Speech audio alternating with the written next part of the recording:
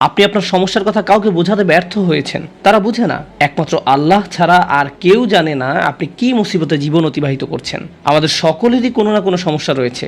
আল্লাহ নিজেই দুনিয়ার জীবনের এই বাস্তবতার কথা কোরআনে উল্লেখ করেছেন।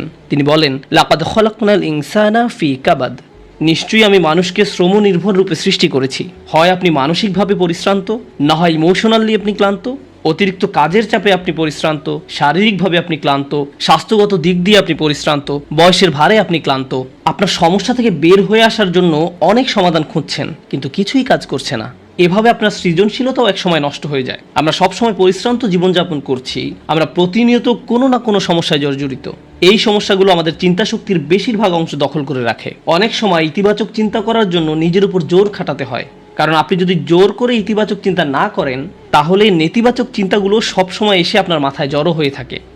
সব সমস্যা যেগুলো সমাধান দরকার, এগুলো নিয়েই আমরা সবসময় চিন্তামগ্ন থাকি। আল্লাহর সাথে আমাদের সম্পর্কগুলোর একটি হলো আমরা যেন আমাদের সমস্যাগুলো সমাধানের জন্য তার নিকট দোয়া করতে পারি। আমাদের যা যা দরকার আমরা যেন সেটা তার নিকট চাইতে পারি। তো আজ আমি যে বিষয়টি নিয়ে কথা বলতে চাই, এমন একটি সিক্রেট উপাদান যার মাধ্যমে আমরা আল্লাহর নিকট যা ইচ্ছা তাই চাওয়ার সামর্থ্য অর্জন করতে পারি। আমরা সবাই বিভিন্ন জিনিস আল্লাহর কাছে চাই, আর সেটা হতে পারে আল্লাহ এবং বান্দার মাঝে একান্ত গোপন কোনো ব্যাপার। আপনি যদি আসলেই আল্লাহর নিকট থেকে আপনার দোয়ার উত্তর আশা করেন, তাহলে কিছু শর্ত আগে পূরণ করতে হবে।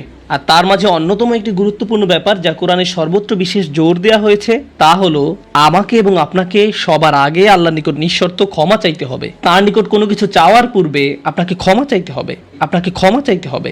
আমার আপনার যে প্রয়োজনগুলো আছে সেগুলো চাওয়ার পূর্বে আমাদেরকে আল্লাহর নিকট পরিপূর্ণ আন্তরিকতার সাথে ক্ষমা চাইতে হবে।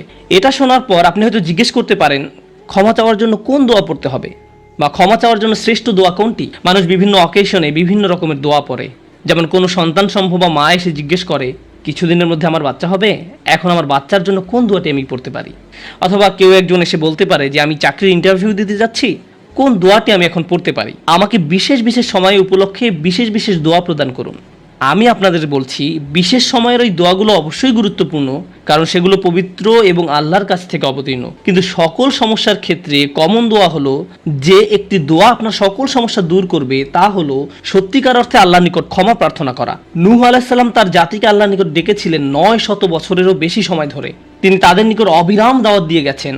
তার নবুয়তি জিন্দেগির শেষ দিকে এসে তিনি পেছনে ফিরে দেখেন এবং তিনি তাদের নিকট যে বার্তাটি দিতে চেয়েছিলেন তার একটা সারাংশ দাঁড় করিয়েছেন। তিনি তাদের উদ্দেশ্যে শুধু একবার বা দুইবার কথা বলেননি। লাইলান ওয়া নাহারা দাউতু কওমি লাইলান ওয়া নাহারা, তিনি বলেন, হে আমার পালনকর্তা, আমি আমার সম্প্রদায়কে দিবারাত্রি দাওয়াত দিয়েছি। তিনি রাতেও কোনো বিরতি নেননি। কোরআনের একটি সূরা তার নামে নামকরণ করা হয়েছে, সূরাত নূহ। সেখানে এই গোটা সময় ধরে যে তার সম্প্রদায়কে তিনি দাওয়াত দিয়ে গেছেন তার একটা সারমর্ম তুলে ধরা হয়েছে। আমি তোমাদের কাছ থেকে কি আশা করেছিলাম? কুল্লামা দাআউতু লিতাগফিরা লাহুম। আর এই গোটা সময় ধরে আমি তাদেরকে এই ধর্মের দিকে আহ্বান করেছি যেন আপনি তাদেরকে ক্ষমা করেন ইয়া রব, যেন আপনি তাদেরকে ক্ষমা করেন ইয়া রব। আমি ঠিক এই কথাগুলো তাদের বারবার বলেছি। ফাকুলতু ইস্তিগফারু রাব্বাকুম, অতবার বলেছি তোমরা তোমাদের পালনকর্তার ক্ষমা প্রার্থনা করো।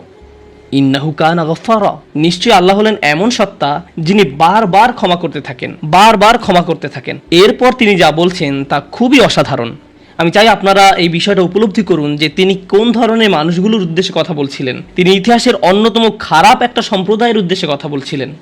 নূহ আলাইহিস সালামের সম্প্রদায়কে পৃথিবীর অন্যতম চরম অবাধ্য জাতিগুলোর একটি হিসাবে বর্ণনা করা হয়েছে। সূরাতুজ জারিয়াতে আল্লাহ বিভিন্ন জাতি সম্পর্কে বর্ণনা করেছেন যারা আল্লাহর বিরুদ্ধে, তাদের নিকট প্রেরিত রাসূলদের বিরুদ্ধে বিদ্রোহ ঘোষণা করেছিল, ফলে তাদের ধ্বংস করে দেয়া হয়েছিল। সূরা আন-নাজমে যখন নূহ আলাইহিস সালামের জাতির কথা আসলো, তিনি বললেন, ওয়া কওমু নূহিম মিন ক্বাবলু ইন্নাহুম কানু হুম আযলামু ওয়া আতগা, আর পূর্বে নূহের কওমকেও, নিশ্চয়ই তারা ছিল অতিশয় জালিম এবং চরম অবাধ্য। বিষয়টা যৌক্তিক মনে হয়। অন্য সকল নবীর মতো শুধু এক প্রজন্মের জন্য তাদের নবী ছিলেন না, প্রতি শতাব্দীতে 3-4 প্রজন্ম মানুষের জন্য শতাব্দীর পর শতাব্দী ধরে তাদের একজন নবী ছিল। প্রতি 20 বছর পর পর নতুন নতুন প্রজন্মের আবির্ভাব ঘটে, আর নূহ আলাইহিস সালাম এটা দেখেছিলেন শতাব্দীর পর শতাব্দী ধরে। প্রতি 20 বছর পর পর নতুন নতুন প্রজন্মের আবির্ভাব ঘটে। তিনি 40 থেকে 50 প্রজন্মের মানুষদের দেখেছিলেন, আর তারা সবাই তাকে প্রত্যাখ্যান করেছিল। আর তিনি সকল প্রজন্মকে একই দাওয়াত দিয়ে যাচ্ছিলেন। একটি উদ্দেশ্যকে সামনে রেখে আমি এই বিষয়টির উপর আলোকপাত করছি। তিনি চরম অবাধ্য এক জাতির উদ্দেশ্যে কথা বলছিলেন। তাদের নিকট তিনি কি প্রস্তাব তুলে ধরেন? তিনি বলেন, ইস্তিগফারু রাব্বাকুম, তোমাদের রবের ক্ষমা প্রার্থনা করো।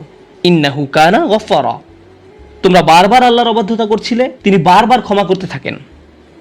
তোমরা বারবার আল্লাহর অবাধ্যতা করছিলে, আল্লাহ বারবার ক্ষমা করতে থাকেন। কিন্তু তার প্রস্তাব এখানেই থেমে থাকেনি। তিনি বলেন ইউরসিলুস সামা আলাইকুম মিদরারা। এখানে ইউরসিলু হলো জওয়াবে আমর। এর মানে হলো যদি তোমরা তার নিকট ক্ষমা প্রার্থনা করো তাহলে আল্লাহ তোমাদের জন্য আসমানের দরজা খুলে দিবেন আর এটা তোমাদের উপর অজস্র ধারায় করুণা বর্ষণ করবে। এর দ্বারা বৃষ্টিও বোঝানো হতে পারে, কিন্তু পরিহাসের বিষয় হলো এখানে বৃষ্টি দ্বারা বন্যা ইঙ্গিত করা হয়নি, যদিও সব শেষে বন্যা কবলিত হয়েছিল নূহ আলাইহিস সালামের জাতি। এই আয়াতে আল্লাহ ভিন্ন ধরনের বৃষ্টির কথা বলেছেন। যদি তারা ক্ষমা প্রার্থনা করত, যে বৃষ্টি তাদের ধ্বংস করে দিয়েছিল সেই বৃষ্টি হতে পারত তাদের জন্য জীবন আহরণকারী। তারা বৃষ্টির জন্য প্রার্থনা করেনি, আর আল্লাহ তাদের বলছেন ক্ষমা প্রার্থনা করতো যদি তারা, তোমরা যদি ক্ষমা প্রার্থনা করো আকাশের দরজা তোমাদের জন্য খুলে দেওয়া হবে আর তা বৃষ্টি বর্ষণ করতে থাকবে। আল্লাহ বলেননি যে পানি বর্ষিত হবে, তিনি বলছেন আকাশ বর্ষণ করবে, কারণ আকাশ শুধু বৃষ্টি নয়, আরো রহমত বর্ষণ করতে পারে। আকাশ থেকে ক্ষমা আসে, আকাশ থেকে প্রশান্তি আসে, বিশ্বাস আসে, রিজিক আসে, সমস্যার সমাধান আসে আসমান থেকে। তিনি তোমাদের জন্য আকাশ খুলে দিবেন আর আকাশের সকল সম্পদ তোমাদের উপর অঝোর ধারায় বর্ষিত হতে থাকবে। আর তোমরা এতদিন রহমতের ভাগিদার হতে পারছিলে না কারণ তোমরা ক্ষমা প্রার্থনা করনি। তাই এখন ক্ষমা চাইলে এটা খুলে যাবে। একটা একটা করে আপনার সমস্যাগুলোর কথা আল্লাহকে বলেন। আপনার এমনও সমস্যা থাকতে পারে যেটার কথা আপনি নিজেও জানেন না, কিন্তু আল্লাহ জানেন। আমি আর আপনি যদি সত্যিকার অর্থে আল্লাহর নিকট ক্ষমা চাইতে পারি তাহলে ওই অজানা সমস্যাগুলো স্বর্গীয় হস্তক্ষেপে সমাধান হয়ে যাবে। ইউরসিলুস সামা আলাইকুম মিদরারা। আল্লাহ সুবহানাহু ওয়া তাআলা এখানেই থেমে যাননি। আপনি কার জন্য ক্ষমা চাচ্ছেন? আপনার নিজের জন্য। ইস্তাগফিরু রাব্বাকুম। তোমরা নিজেদের জন্য ক্ষমা প্রার্থনা করো। আল্লাহ বলেন ওয়ায়ুমদিদকুম বিআমওয়ালিন ওয়া বানিনা। তোমাদের ধন সম্পদ, তোমাদের সন্তান সন্ততি বাড়িয়ে দেওয়া হবে। তিনি ধন সম্পদ এবং সন্তান সন্ততি দিয়ে তোমাদের ঐতিহ্যকে সমৃদ্ধ করে দিবেন। এমন সম্পদ নয় যা আপনাকে আল্লাহর কাছ থেকে দূরে সরিয়ে দিবে, কারণ এই টাকা দেওয়ার কথা এসেছে আপনার ক্ষমা চাওয়ার প্রেক্ষাপটে। তিনি আপনাকে ভালো অর্থ দিবেন যা আপনার জন্য দুনিয়াতে এবং পরকালে কল্যাণ নিয়ে আসবে। তিনি আপনাদের ভালো সন্তান দান করবেন যারা আপনার জীবিত থাকা অবস্থায় ভালো কাজ করবে, তারা আপনাদের সম্মান করবে, ভালোবাসা দেখাবে, আনুগত্য করবে, আপনি তাদের দেখে গর্বিত হবেন। এমনকি আপনি এই দুনিয়া ছেড়ে চলে গেলেও তারা ভালো কাজ করতে থাকবে যা সাদাকায়ে জারিয়া হিসাবে আপনার আমলনামায় এসে যোগ হবে। আল্লাহ আপনাকে এই সব কিছু দান করবেন। প্রসঙ্গত এই দুই শব্দ অর্থ এবং সন্তান সন্ততি, ইন্নাহুম আসাউনি ওয়াত্তাবাউ মান লাম ইয়াজিদহু মালুহু ওয়া ওয়ালাদুহু ইল্লা খাসারা। আমার সম্প্রদায় আমাকে অমান্য করেছে আর অনুসরণ করেছে এমন লোককে যার অর্থ ও সন্তান সন্ততি কেবল তার ক্ষতি বৃদ্ধি করেছে। কিন্তু আপনার ক্ষমা চাওয়ার পরে আল্লাহর পক্ষ থেকে যে ধন সম্পদ এবং সন্তান সন্ততি আসে তা আপনার জন্য শুধু কল্যাণই নিয়ে আসে। একই ধন সম্পদ এবং সন্তান সন্ততি, পার্থক্য হলো এখন তাদের উপর আল্লাহর ক্ষমা ও রহমত রয়েছে। বিষয়টা এমন যেন তারা দূষিত হয়ে গিয়েছে, যতক্ষণ না আল্লাহ তার ক্ষমার মাধ্যমে তাদের পরিশুদ্ধ করেন। আল্লাহর নিকট ক্ষমা প্রার্থনা করলে কত শত পথ আপনার জন্য খুলে যাবে। আসমানের দরজা আপনার জন্য এমনভাবে খুলে যাবে যে আপনি কল্পনাও করতে পারবেন না। আপনি সবকিছু আরো ভালোভাবে বুঝতে পারবেন। আপনার ব্যক্তিগত সমস্যাগুলো দূর হতে শুরু করবে। উদাহরণস্বরূপ রাগের কথা ধরা যাক। রাগ হওয়া থেকে মুক্তি পাওয়া আসলেই অনেক কঠিন।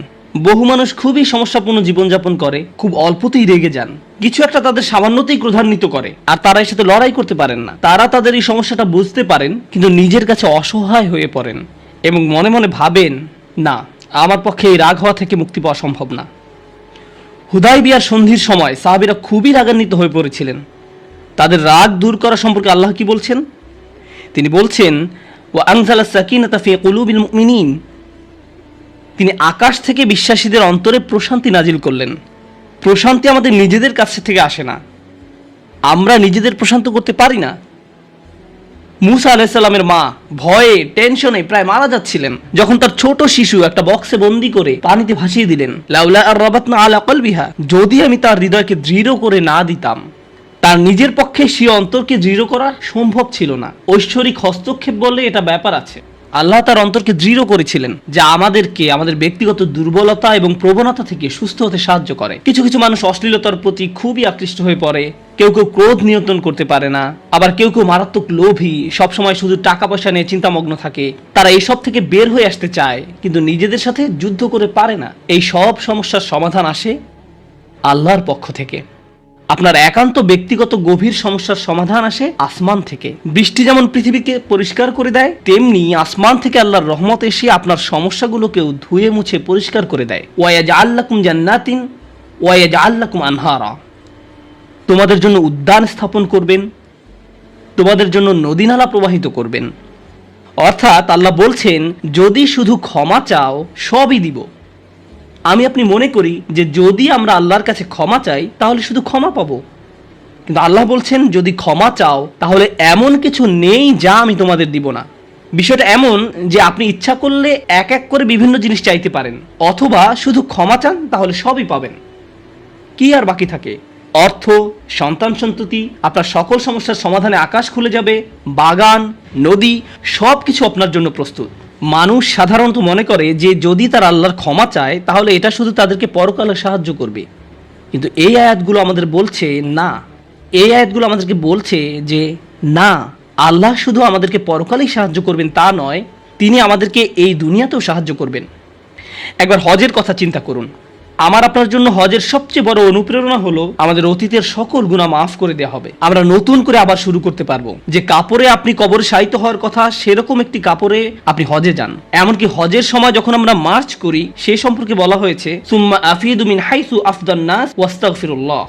অতঃপর তোমরা প্রত্যাবর্তন করো যেখান থেকে মানুষরা প্রত্যাবর্তন করে, এবং আল্লাহর কাছে ক্ষমা চাও। হজের মূল বিষয় হলো আল্লাহর নিকট ক্ষমা চাওয়া। এটাই হজের মূল উদ্দেশ্য। আর সেই হজের সময় আমরা কি দোয়া করি? রব্বানা আতিনা ফিদ দুনিয়া হাসানা অফিল আখিরাতি হাসানা অফিল আখিরাতি হাসানা। প্রতিটি তাওয়াফে একই দোয়া পাঠ করা হয়, যা কোরআনে মাজিদে এসেছে। রব্বানা আতিনা ফিদ দুনিয়া অফিল আখিরা, রব্বানা আতিনা ফিদ দুনিয়া হাসানা অফিল আখিরাতি হাসানা। আমাদেরকে এই দুনিয়ার কল্যাণ এবং পরকালের কল্যাণও দান করুন। অন্য কথায়, এই দুনিয়ায় আমাদেরকে এমন কল্যাণ দান করুন যা পরকালের কল্যাণকে নিশ্চিত করবে। এরকম কিছুর অস্তিত্ব রয়েছে, আর এই সব কিছু আমরা তখনই পাব যখন আমি আপনি আন্তরিকতার সাথে আল্লাহর নিকট ক্ষমা চাইব। খুতবার এই অংশটার উদ্দেশ্য ছিল আপনাদের নিকট ক্ষমা চাওয়ার কিছু উপকারিতা তুলে ধরা, ক্ষমা চাওয়ার লক্ষ্য বর্ণনা করা। কিন্তু আমরা এখনো বলিনি যে কিভাবে ক্ষমা চাইব। কেউ কেউ কৃত্রিম উপায়ে ক্ষমা চায়, আস্তাগফিরুল্লাহ আস্তাগফিরুল্লাহ আস্তাগফিরুল্লাহ। কারো কারোর জন্য এটা এত নকল যে একবার আলী রাদিয়াল্লাহু তাআলা আনহু একজনকে এরূপ করতে দেখে বললেন, তোমার ইস্তেগফারেরও ইস্তেগফার প্রয়োজন। এর মাধ্যমে শুধু জিহ্বার ব্যায়ামই হয়, আর কিছু না। আমি এখন আপনাদের এমন একটি বিষয়ের কথা বলবো যা আমাদেরকে আল্লাহর নিকট ক্ষমা চাওয়া থেকে বিরত রাখে। বিষয়টা একজনের কাছে কতটুকু প্রত্যাশা করা হয় তার সাথে সম্পর্কযুক্ত। কিছু কিছু মানুষ মনে মনে এই সিদ্ধান্ত উপনীত হয়ে যায় যে আমি সারা জীবন ধরে অসংখ্য পাপে নিমজ্জিত ছিলাম, আল্লাহ মনে হয় আমাকে খুব একটা পছন্দ করেন না। কোনো কোনো মানুষ এমনকি এতদূর পর্যন্ত চলে যায় যে বলে ওঠে, আল্লাহ আমাকে পছন্দ করেন না, আল্লাহ আমার উপর খুবই রাগান্বিত। আমি জানতাম আল্লাহ এই কাজগুলো আমাকে করতে নিষেধ করেছেন, কিন্তু তারপরেও আমি করেছি। শুধু একবার নয়, বহুবার এই খারাপ কাজগুলো করেছি। সুতরাং আল্লাহর ভালো মানুষের তালিকায় আমি নেই, আমার নামাজের কোনো দাম নেই। মানুষ যখন নিজের সম্পর্কে এইরকম ধারণা পোষণ করে তখন সে কি করে জানেন? আমি তো খুবই খারাপ মানুষ। আপনি কি আমার জন্য একটু দোয়া করতে পারবেন? কারণ আমি ইতোমধ্যে দোয়া করার যোগ্যতা হারিয়ে ফেলেছি। এখন আপনাকে আমার জন্য দোয়া করতে হবে, কারণ আমি আশা করছি আল্লাহ অন্তত আপনার দোয়া কবুল করবেন। এতে হয়তো আমার একটা সুযোগ তৈরি হতে পারে, কারণ আমার কথা তিনি শুনবেন না। আপনাদেরকে আবার একটু পিছনে নিয়ে যাই। নূহ আলাইহিসসালাম কাদের কাছে আল্লাহর নিকট ক্ষমা চাওয়ার এই প্রস্তাব তুলে ধরেছিলেন? নূহ আলাইহিসসালাম কি এমন মানুষদের নিকট এই প্রস্তাব তুলে ধরেছিলেন যারা সারা রাত মসজিদে কাটাতো, যারা প্রতি বছর হজ পালন করতে যেত, রোজা রাখতো এবং অন্যান্য সৎ কাজ করত? না, নূহ আলাইহিসসালাম ক্ষমা পাওয়ার এই প্রস্তাব তুলে ধরেন ইতিহাসের অন্যতম একটি বিদ্রোহী সম্প্রদায়ের প্রতি, যারা প্রজন্মের পর প্রজন্ম ধরে বিদ্রোহী ছিল। তিনি তাদের বলেন, তোমরা যদি শুধু ক্ষমা চাও, আল্লাহ শুধু তোমাদের ক্ষমা করবেন তাই নয়, বরং তিনি তোমাদের জন্য আকাশের ধনভাণ্ডার খুলে দেবেন। নিজের সম্পর্কে এমন বলবেন না যে আমি অনেক দূরে হারিয়ে গেছি, যদি কিছু হয় তা হবে আমার মায়ের দোয়াতে বা অন্য কারো দোয়াতে। আপনার মনের এমন অবস্থার সুযোগ গ্রহণ করে শয়তান। মানুষের মনের হতাশাজনক পরিস্থিতির সুযোগ গ্রহণ করে শয়তান, আর এর মাধ্যমে তাকে শিরকে নিমজ্জিত করে। এই হতাশা শিরকের একটি দরজা। কেন জানেন? তখন মিথ্যা ধর্ম আসে এবং আপনাকে বলে আপনি তো অনেক বড় পাপী, আপনার পক্ষে ক্ষমা পাওয়া সম্ভব নয়। যিশুকে বলুন আপনাকে ক্ষমা করে দিতে। আপনি যিশুর সাথে ভালো সম্পর্ক করুন, তিনি আল্লাহর সাথে আপনার সম্পর্ক ভালো করে দিবেন। আল্লাহ এবং আপনার মাঝখানে যিশু এসে দাঁড়াবে, অথবা তারা অন্য কাউকে মাঝখানে দাঁড় করাবে, বলবে অমুক পীর, তার কবরের কাছে গিয়ে কিছু চকলেট রাখো। তাহলে তিনি আল্লাহকে বলবেন আপনার সমস্যার সমাধান করে দিতে। আপনি এখন আল্লাহর সাথে কথা বলতে পারবেন না, কিন্তু ওই পীর তিনি আল্লাহর প্রিয় বান্দা, তাই আপনি তার মাধ্যমে আল্লাহর কাছে আপনার দরখাস্ত পেশ করুন। এভাবে শিরকের দরজা খুলে যায়। অন্য কথায়, আল্লাহর সাথে আমাদের সরাসরি যোগাযোগের মূল বিষয়টি তাওহীদের মানেই হলো সরাসরি যোগাযোগ। লা ইলাহা ইল্লাল্লাহ একই কথা বলে। আর এই সব কিছুর মূল কথা হলো আপনার যা প্রয়োজন তা সরাসরি আল্লাহর নিকট প্রার্থনা করুন। যে বিষয়টি আমাদের সকল প্রয়োজন পূরণ করবে তা হলো আল্লাহর নিকট ক্ষমা প্রার্থনা করা। এখন এই ক্ষমা চাওয়াটা দুইভাবে হয়ে থাকে, জিহ্বার মাধ্যমে ক্ষমা চাওয়া এবং অন্তরের মাধ্যমে ক্ষমা চাওয়া। মানুষ সাধারণত নিজের পক্ষে যুক্তি দিয়ে থাকে। আমি যদি কোনো কারণে আপনার সমালোচনা করি, যেমন ধরুন কাউকে বললাম, এই যে আমি আপনাকে অমুক অমুক কথা বলতে শুনেছি, সে তাৎক্ষণিক হয়তো বলে উঠবে, এক্সকিউজ মি, আমি এমনটা বোঝাতে চাইনি, আপনি তো পুরো ঘটনাটা জানেনই না। আপনি সাথে সাথে নিজের পক্ষে যুক্তি দিতে শুরু করেন, আত্মরক্ষামূলক হয়ে ওঠেন। বালিল ইনসানু আলা নাফসিহি বাসীরা ওয়ালাউ আলকা মাআযিরা। মানুষ নিজের সম্পর্কে সুধারণা পোষণ করে, তারা প্রচুর অজুহাত দেখায়। আপনি যদি আসলেই আল্লাহর ক্ষমা চান, আপনাকে নিরিবিলি একটা সময় খুঁজে পেতে হবে। যদি আরবিতে দোয়া করতে না পারেন, কোনো সমস্যা নেই, আপনি শুধু পাঞ্জাবি, বাংলা, বাহাসা বা উর্দু জানেন, কোনো ব্যাপার না।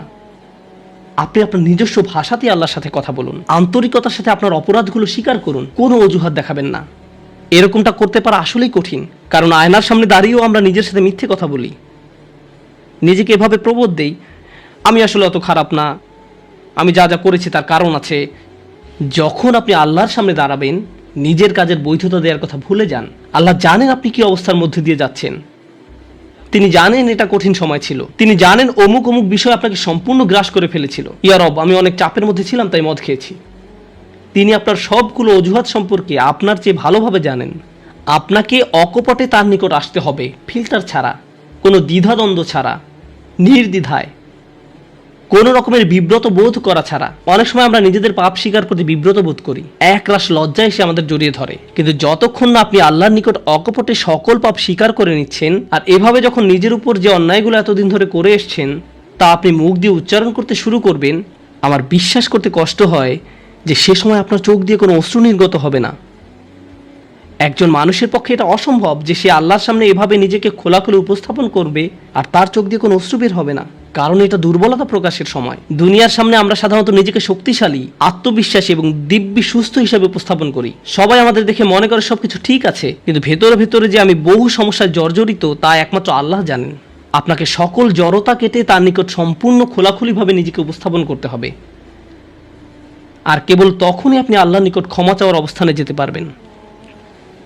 তারপর সিজদায় গিয়ে কাঁদতে থাকুন। তখন এটা শুধুমাত্র আস্তাগফিরুল্লাহ আস্তাগফিরুল্লাহ বলার মতো হবে না, এটা হয়ে উঠবে আল্লাহর সাথে একটি সত্যিকারের কথোপকথন, আল্লাহর নিকট সত্যিকার অর্থে পাপ স্বীকার। এটা খুবই শক্তিশালী একটা অনুশীলন, চেষ্টা করে দেখুন। আপনাকে একটা নিরিবিলি সময় খুঁজে পেতে হবে। নিশ্চিত করুন যে কেউ আপনার কথা শুনছে না। আপনার স্ত্রী বিছানায় শুয়ে আছে, এমত অবস্থায় মাঝরাতে ঘুম থেকে উঠে এভাবে দোয়া করতে পারবেন না, ইয়া আল্লাহ আমাকে ক্ষমা করে দিন, কারণ আপনার স্ত্রী তো আপনার দোয়া শুনতে পাচ্ছে। এভাবে করাটা নিষিদ্ধ নয়, কিন্তু একা একা দোয়া করা আপনার জন্য ভালো হবে। মোট কথা, নির্জন কোনো জায়গা খুঁজে বের করুন যেখানে আপনি একান্তে আল্লাহর সাথে কথা বলতে পারবেন। যদি আপনি এক গাদা আরবি দোয়া মুখস্থ করেন যার অর্থও আপনি জানেন না, আর বিড়বিড় করে সেগুলো উচ্চারণ করতে থাকেন, রব্বানা আতিনা ফিদ দুনিয়া হাসানাতাও ওয়া ফিল আখিরাতি হাসানাতাও, সে দোয়াগুলো অবশ্যই উত্তম এবং শক্তিশালী, কিন্তু আপনার অন্তরের সাথে যদি সেগুলোর কোনো যোগাযোগ না থাকে, শুধু জিহ্বা দিয়ে উচ্চারণ করছেন, তাহলে আপনি আসলে ক্ষমা প্রার্থনা করছেন না। আল্লাহ আপনাকে এই জিকিরের পুরস্কার দান করুন, কিন্তু এর নাম আসলে ইস্তিগফার বা ক্ষমা প্রার্থনা নয়। ইস্তিগফার অন্য কিছু। যখন আপনার চক্ষু খুলে অশ্রু নির্গত হতে শুরু করে, তখন আকাশের দরজা খুলে যায়, তখনই সেটা খুলবে। এই দুইটার মাঝে একটা কানেকশন আছে। সর্বশেষ যে বিষয়টি আমি আপনাদের সাথে শেয়ার করতে চাই তা হলো আল্লাহর উপর আশা ধরে রাখা। অনেকের জন্য এই বিষয়টা মেনে নেওয়া বেশ কঠিন যে আল্লাহ তার কথা শুনবেন, আমার দোয়া তার নিকট গুরুত্বহীন, আমি দোয়া করার কোনো অর্থ দেখি না। আপনাদের একটা কথা বলে রাখি, আল্লাহর নিকট থেকে আপনি সর্বশ্রেষ্ঠ যে উপহারটি পাবেন তা কি জানেন? ক্ষমা। এটাই সর্বশ্রেষ্ঠ উপহার। আপনি এটার মূল্য উপলব্ধি করুন আর নাই করুন, আর যা কিছু আল্লাহ আপনাকে দিবেন বলেছেন এর সবই অতিরিক্ত। আপনাদেরকে একটা উদাহরণ দিই। আমার অনেকগুলো সন্তান আছে। ধরুন আমার এক সন্তানের উপর আমি খুবই অসন্তুষ্ট, সে কোনো একটা অন্যায় করেছে, আমি খুবই রাগান্বিত হয়ে আছি, আমার বিশ্বাস করতে কষ্ট হয় যে তুমি এটা করেছো। এভাবে আমি তাকে কিছুটা বকাঝকা করলাম, তোমার এটা বলা উচিত হয়নি, তোমার এটা করা উচিত হয়নি। তার পরের দিন অন্য এক সময় আমার জন্য তার কিছু একটা করার কথা, যেমন আমার জন্য একটা কার্ড বানানোর কথা যাতে লেখা থাকবে বাবা আমি তোমাকে ভালোবাসি। সে জিনিসটা আঁকলো, কিন্তু তারপর কি মনে করে কাগজটা টুকরা টুকরা করে ময়লার বক্সে ফেলে দিল। এটা দেখে তার অন্য ভাই বলল, তুমি এটা ফেলে দিলে কেন? জবাবে সে বলল, বাবা আমার উপর খুবই রাগান্বিত। তিনি এটার প্রতি কোনো গুরুত্ব দিবেন বলে মনে হয় না। আমি যদি জানতাম যে সে বিষয়টাকে এভাবে দেখছে, তাহলে আমি কি করতাম? আমি কি এভাবে বলতাম যে হ্যাঁ ফেলে দাও? না, বরং আমি আবেগে কেঁদে ফেলতাম। কিভাবে তুমি ভাবতে পারলে যে আমি তোমাকে আর ভালোবাসি না? হ্যাঁ, তুমি অন্যায় করেছো, তুমি ভুল করেছো, কিন্তু তুমি এখনো আমার সন্তান। তুমি 1000 বার ভুল করলেও আমি তোমাকে ভালোবাসবো। আমাকে ওই কার্ডটি দাও, আমি সেটা ফ্রেমে বাঁধিয়ে রাখবো, ময়লার বাক্স থেকে নিয়ে গ্লাসে আটকিয়ে রাখবো, সারা জীবন ধরে যত্ন করে রাখবো। কেন? কারণ আমি আমার সন্তানদের ভালোবাসি, তারা যতই ভুল করুক না কেন। এমনকি যদি তাদের আচরণ আমাকে রাগান্বিতও করে, এটা শুধু আমি এবং আমার সন্তানদের সম্পর্ক। কিন্তু আমি আমার আর সন্তানদের নিয়ে কথা বলছি না। এই উদাহরণের মাধ্যমে আমি কথা বলছি আমার এবং আল্লাহর সম্পর্ক নিয়ে। আমি ভুল করি, আল্লাহ এমনকি আমাকে বকাঝকাও করেন না। আমি ভুল করার কারণে তিনি আমার উপর বজ্রপাত করেননি, তিনি আমাকে জাহান্নামে নিক্ষেপ করেননি, তিনি আমার হার্টবিট বন্ধ করে দেননি। যখনই আমি মিথ্যে বলি, আমি বোবা হয়ে যাই না। প্রতিবার হারাম কিছু খেয়ে ফেলার কারণে আমার হাত অবশ হয়ে যায় না। হারাম কিছুর দিকে তাকানোর কারণে আমি অন্ধ হয়ে যাইনি। তিনি এখনো দিয়েই যাচ্ছেন। আর আমি কিনা চিন্তা করতে শুরু করলাম যে আল্লাহ আমাকে আর ভালোবাসেন না। আল্লাহর সাথে আমার সম্পর্ক একসময় ভালো ছিল, কিন্তু এখন যেহেতু আমি খারাপ হয়ে গিয়েছি, তাই ভালোবাসাও এখন হারিয়ে গেছে। তাহলে দোয়া করার কি অর্থ আছে? মনে রাখুন, আল্লাহর মতো কেউ আপনাকে ভালোবাসে না। আমি আমার সন্তান বা পিতামাতার প্রতি যে ভালোবাসা প্রদর্শন করি, তা আল্লাহ তাআলা আমার ভেতরে দিয়েছেন। আমরা এমনি এমনি কাউকে ভালোবাসতে সক্ষম নই। ভালোবাসা আল্লাহর পক্ষ থেকে একটি উপহার। যদি আল্লাহর দুইটি সৃষ্টির মাঝে ভালোবাসা এত দৃঢ় হয়, আমাদের পক্ষে কল্পনাও করা সম্ভব নয় যে আমাদের জন্য আল্লাহর ভালোবাসা কত প্রগাঢ়, যে আমাদের জন্য আল্লাহর ভালোবাসা কত গভীর। কেউ এর বিপরীত বললে তার কথায় কান দিবেন না। একমাত্র যে মনে করে আল্লাহ তাকে ঘৃণা করে, তার কোনো আর আশা নেই, সে হলো শয়তান। সে এটা বিশ্বাস করে। তার ক্ষমা চাওয়ার কোনো কারণ নেই, কারণ তার সকল আশা হারিয়ে গেছে আর সে নিজের সম্পর্কে এটা মেনে নিয়েছে। এখন আপনি যদি নিজের সম্পর্কে এরকম মনে করেন, তাহলে কার পথ আপনি অনুসরণ করছেন? একবার চিন্তা করে দেখুন। যদি আদম আলাইহিস সালাম জান্নাতে থাকা অবস্থায়, আর জান্নাতের চেয়ে উত্তম কোনো জায়গা তো আর আপনার পক্ষে থাকা সম্ভব নয়। তারপর তিনি একটি ভুল করলেন আর আল্লাহ আযজা ওয়া জাল্লা তাকে দুনিয়াতে পাঠিয়ে দিলেন। এখন আদম আলাইহিস সালাম যদি এরকম চিন্তা করতেন, আমার এত বড় একটা ডিমোশন হয়ে গেল, আমি কিভাবে আল্লাহর সাথে আবার কথা বলবো? আমি তাকে এত হতাশ করার পর কিভাবে কথা বলবো? কিন্তু আল্লাহ তাকে শিখিয়ে দিলেন কি করতে হবে, কিভাবে তার অন্তর আবার ঠিক করতে হবে। রব্বানা যালামনা আনফুসানা ওয়া ইল্লাম তাগফির লানা ওয়া তারহামনা লানাকুনান্না মিনাল খাসিরিন। জান্নাতের তুলনায় দুনিয়া তো কিছুই না। তিনি জান্নাত থেকে দুনিয়ায় এলেন, এত দূর নেমে আসা সত্ত্বেও এখনো তিনি আল্লাহর নিকটেই আছেন। এই শব্দগুলোই আল্লাহর সাথে তার সম্পর্ক আবার জুড়ে দিল। দোয়ার উপর আস্থা হারাবেন না। এত দূর নেমে আসা সত্ত্বেও এখনো তিনি আল্লাহর নিকটেই আছেন। আন্তরিকভাবে আল্লাহর কাছে কিভাবে দোয়া করবেন, তার প্রস্তুতি এখনই শুরু করুন। মনে রাখুন, আল্লাহ আপনাদের সবার দোয়া শুনবেন। উজিবু দাওয়াতাদ দাঈ ইযা দাআন। এই ঘোষণাটি রমজান মাসের। আমি আহ্বানকারীটাকে সাড়া দেই যখন সে আমাকে ডাকে। এটা আল্লাহর অঙ্গীকার। আর আমি আপনি 1 নম্বর যে দোয়াটি করব, তা হলো ক্ষমা চাওয়ার দোয়া। আল্লাহ আমাদেরকে এমন মানুষে পরিণত করুন যারা সত্যিকার অর্থে ক্ষমা চায়। আল্লাহ আমাদের। আজকের এই আলোচনাটি এই সপ্তাহে একজনের প্রশ্ন দ্বারা অনুপ্রাণিত। একজন আমার কাছে এসে বলল, বাল্যকাল থেকে আল্লাহ আযজা ওয়া জাল্লার সাথে তার গভীর সম্পর্ক ছিল।